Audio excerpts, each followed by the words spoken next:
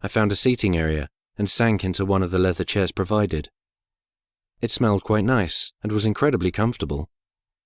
I rubbed the leather arms and watched the glinting sunlight play upon the great chandelier crystals. London's citizens marched on outside the tall windows. My father woke me up from my daydreaming once he had concluded his business. "Come along, Brodie. We'll find something to eat and then look up Mr. Thomas." I hopped out of my comfortable chair and followed him back outside.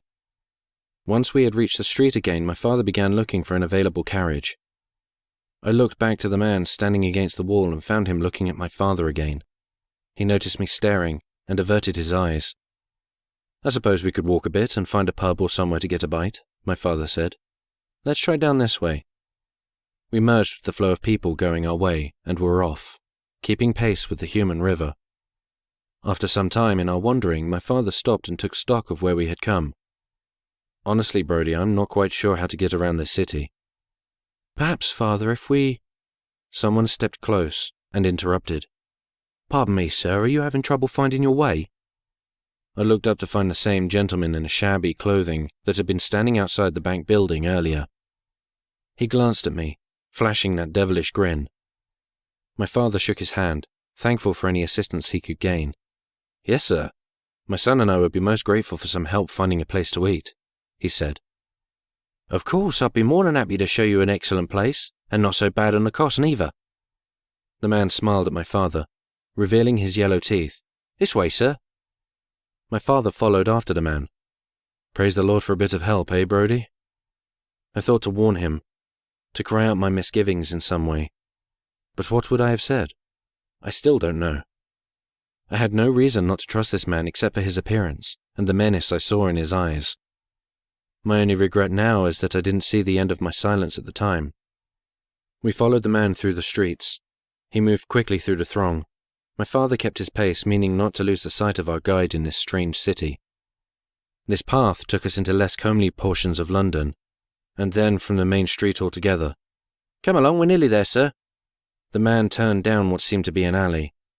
It ran between two tall buildings. The sun shone less here in cramped quarters.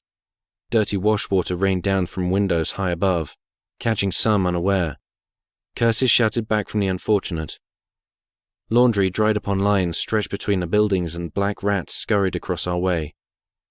At this point, my father began to wonder if we had made a mistake. He stopped in the alley and called ahead to our guide.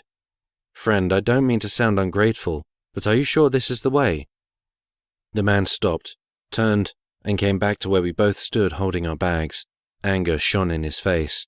"I've taken the trouble to lead you about, trying to find you and your whelp a bit of good food and drink, and you repay me with accusations?" "Sir, I mean no disrespect, only—" The man brandished a knife towards us. My father put his hand out to guard me, then shoved me behind him. "Honestly, sir, I do apologize for any inconvenience we've caused you. We will trouble you no more." He turned me and started back the way we had come, leaving the man standing in the alleyway alone with his anger and his knife. But as we stepped toward the mouth of the alley, where the two buildings met the street, another man moved out from a doorway to bar our way. He pulled a pistol and aimed it in our direction. My father turned as our guide approached from behind. "Let's have those bags, shall we?"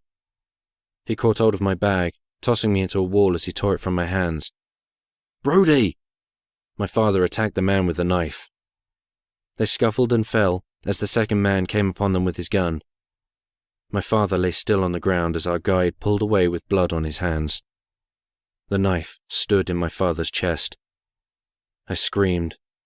The men noticed me again, shock upon their faces. I got to my feet as one came for me and ran as fast as I could down the alley away from where we had come from. "Come back here, you little wretch!" he shouted. I heard the flintlock snap and the powder discharge. The bullet hit the wall somewhere near me, but I didn't stop for anything.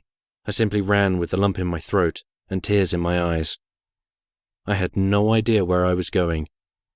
What did it matter? My father was dead.